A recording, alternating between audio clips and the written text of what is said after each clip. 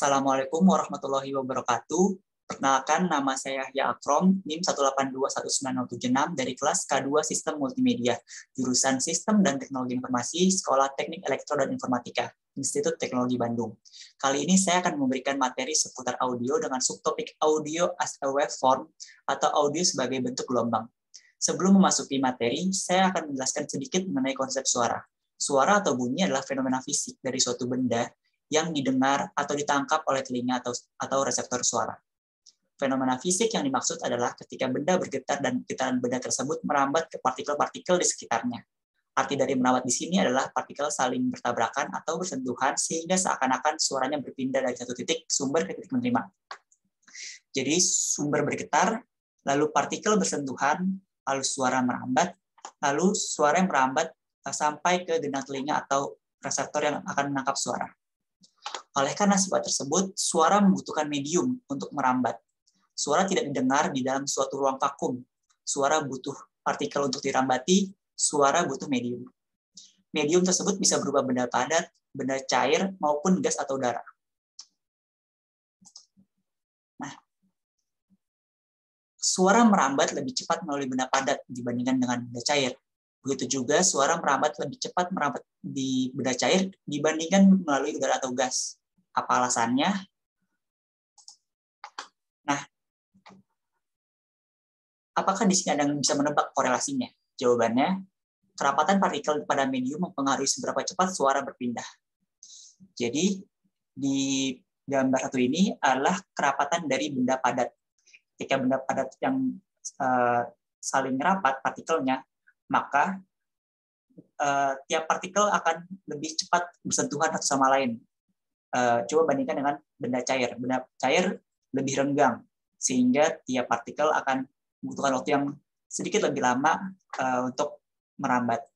Apalagi di medium berupa gas yang sangat renggang.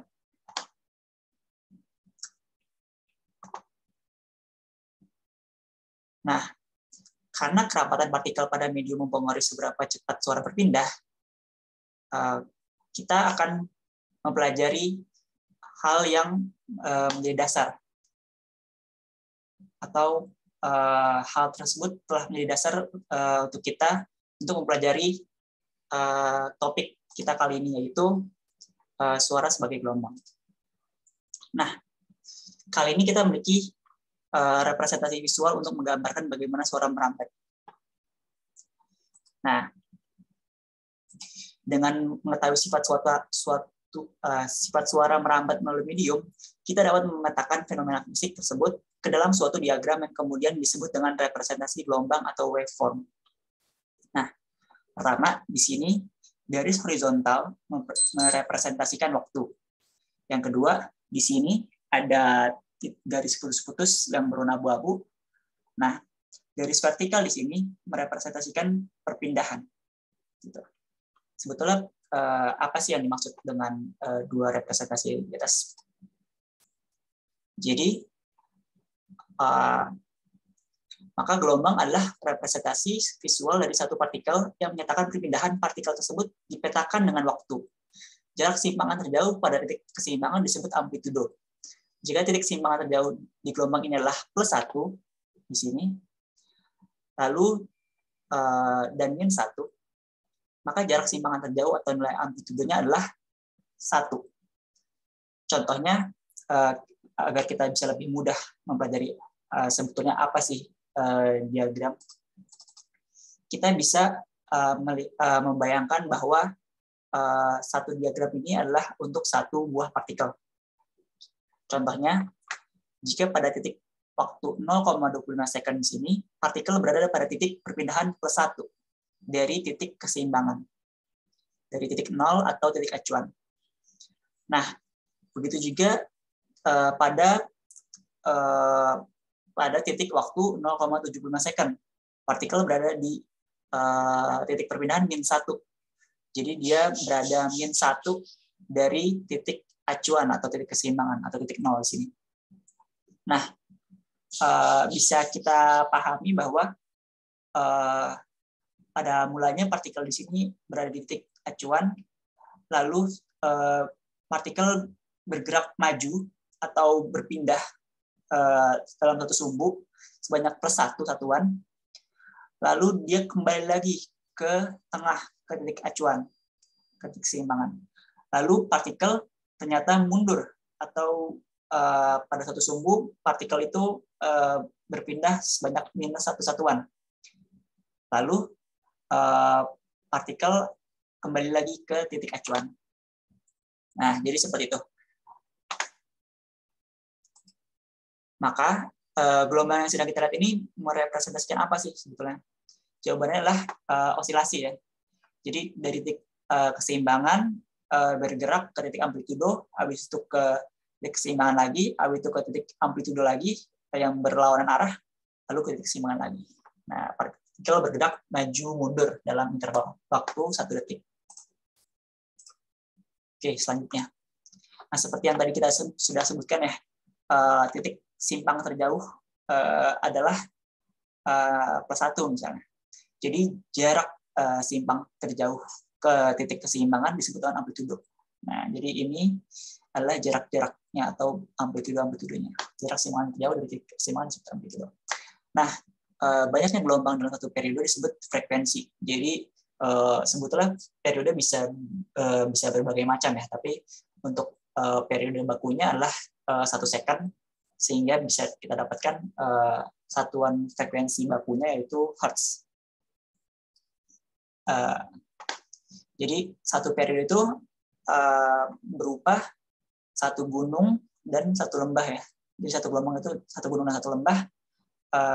Waktu ditempuhnya satu gunung dan satu lembah itu disebut dengan satu periode.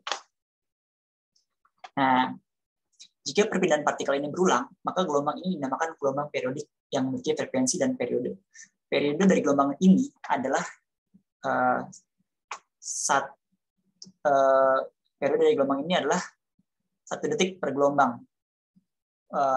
Ini kalau di sini 0,5 second ya per gelombang. Dan frekuensi dari getaran ini adalah 2 gelombang per detik atau 2 Hz. Nah, oke. Nah, pada kenyataannya gelombang dengan frekuensi tersebut tidak dapat didengar oleh manusia. Jadi 1 Hz atau 2 Hz itu tidak dapat didengar oleh manusia. Pendengaran sempurna manusia itu ketika optimal hanya dapat menangkap gelombang suara dari rentang 20 Hz hingga 20.000 Hz. Frekuensi untuk lebih kita pahami ya, kaitan antara hal-hal yang sudah kita sebutkan dengan apa yang terjadi secara fisik di dunia nyata gitu. Frekuensi itu mirip seperti pitch. Jadi semakin tinggi frekuensinya, maka kita akan mendengar semakin nyaring seperti itu. Jadi frekuensi mirip dengan pitch, tinggi rendahnya nada bergantung dengan frekuensi gelombang. Semakin tinggi frekuensi, maka nadanya akan semakin tinggi. Nah, amplitudo, apa sih amplitudo gitu? Amplitudo merepresentasikan apa sebetulnya di dunia fisik, di dunia nyata ketika kita mendengar suara. Amplitudo merepresentasikan volume suara. Jadi semakin tinggi amplitudonya, maka suara yang terdengar lebih keras dan dapat merambat ke tempat yang lebih jauh. Nah, selanjutnya, bagaimana jika 2 benda bersuara bersamaan? Bagaimana jika ada 2 gelombang? Nah, 2 gelombang dapat bertemu lalu saling menguatkan ataupun saling meniadakan, tergantung bentuk masing-masing gelombang. Nah, berikut merupakan contoh gelombang saling menguatkan. Jadi pada gelombang pertama, nilainya semisalnya 0,25 amplitudenya. Lalu gelombang kedua dengan bentuk yang persis sama, tapi memiliki amplitudo yang lebih besar, misalnya 0,75. Nah, hasil dari 2 gelombang tersebut menjadi gelombang dengan bentuk yang sama, tapi dengan amplitudo yang berbeda, yaitu sejumlah 1, ya, 1 satuan. Jadi saling menjumlahkan. Nah, ini juga ada contoh gelombang yang saling meniadakan. Jadi ada 1 gelombang, lalu ada 1 gelombang lagi yang dia seakan-akan kita balik gitu ya. Nah, apa hasil dari dua gelombang ini ketika bertemu, yaitu garis yang berwarna kecoklatan ini ya, yaitu saling meniadakan. Jadi sama-sama amplitudenya menjadi satu, jadi nol lah. Nah, seandainya kita pernah mendengar fitur noise cancelling, maka fenomena saling meniadakan ini adalah hal yang dilakukan persis pada fitur tersebut. Perangkat akan merekam suara lingkungan, jadi perangkat misal headset akan merekam suara lingkungan, suara dari luar, membalikan 180 derajat gelombang rekaman tersebut, lalu menambahkan rekaman gelombang terbalik tersebut ke suara yang sedang kita dengar di dalam perangkat. Gitu. Jadi gelombangnya direkam, lalu dibalikan 180 derajat, lalu diberikan lagi ke suara yang sedang kita dengar. Jadi apapun suara yang di luar, pada akhirnya ditiadakan. Nah, kalau kita berbicara tentang membalikan sinyal 180 derajat, maka kita berbicara tentang fase atau fasor. Fase adalah seberapa banyak offset atau pergeseran dalam satu gelombang. Umumnya dinyatakan dalam derajat. Jika kita membuat gelombang dengan fase 180 derajat, maka hal itu berarti gelombang tersebut tertunda 50% dari periodenya.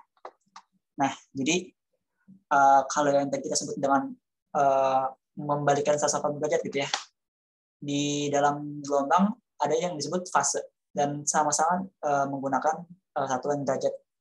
Jadi ini contoh ketika gelombang dibalikan 180 derajat.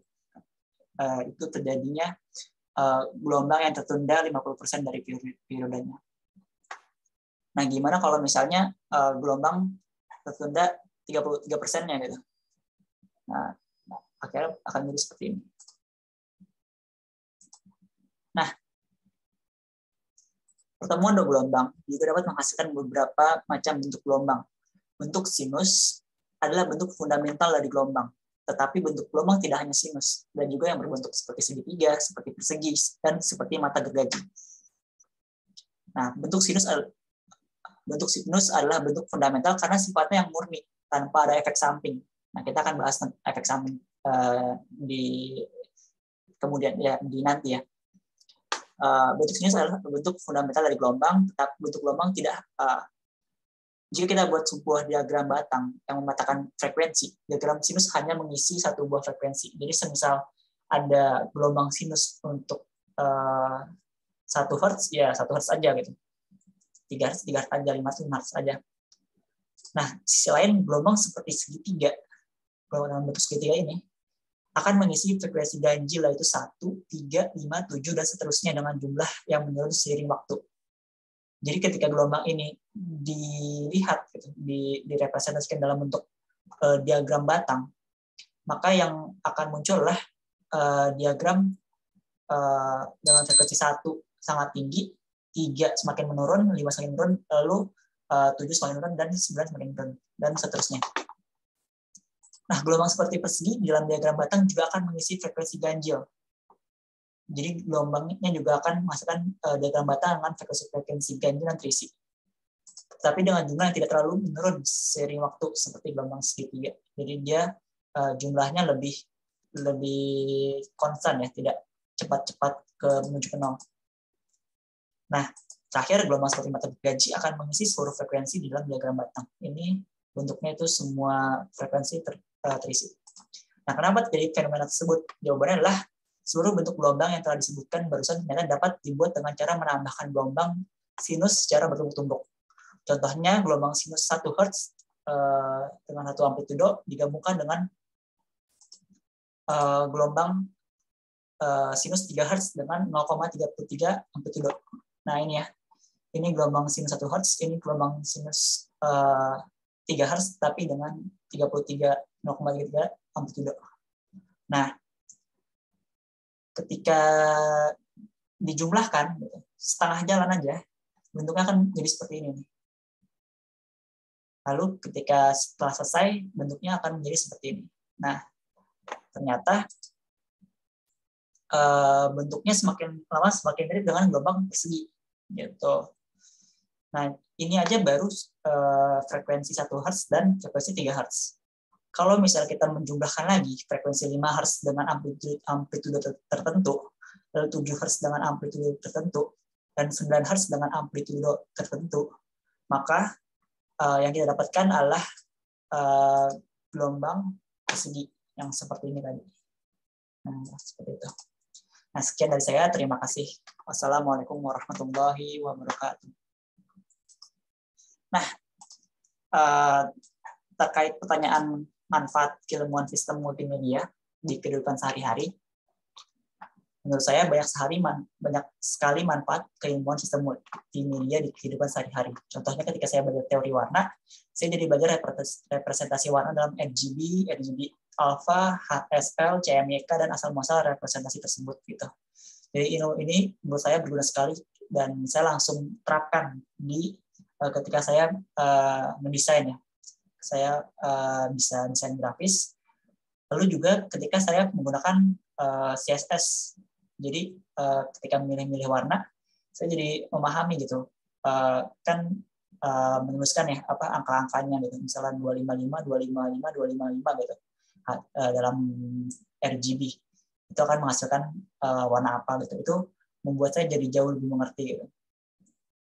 Nah, contoh lainnya adalah ketika saya belajar mengenai pencitraan, khususnya terkait representasi warna di layar monitor. Nah, hal ini juga ilmu yang berguna. Jadi saya bisa mengetahui apa yang selama ini tidak ada di sekitar saya tapi tidak saya ketahui gitu.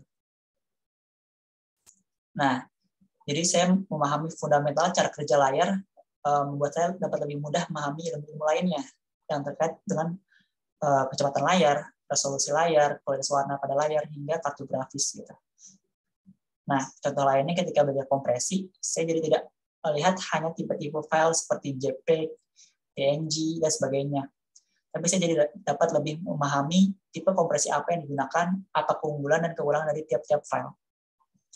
Jadi, saya jadi melihat dunia jadi berbeda gitu ya. Ini buat saya sejujurnya sangat membantu. Secara keseluruhan, perkuliahan sistem multimedia adalah perkuliahan yang sangat dekat dengan kehidupan sehari-hari. Walaupun kesan awalnya penuh dengan matematika dan istilah-istilah yang jarang diketahui, tapi ternyata apa yang sebenarnya dipelajari merupakan fundamental dari apa yang berada di sekitar saya. Saya juga menangkap kesan bahwa Pak Yusef tidak ingin membawa perkuliahan terlalu dalam atau membahas angka lebih jauh, tapi lebih konsep, pemahaman, hingga praktik. Hal itulah yang membuat saya yakin bahwa apa yang sebenarnya diajarkan di sistem multimedia adalah pengetahuan dasar sehari-hari seputar sistem multimedia. Sekian dari saya, terima kasih.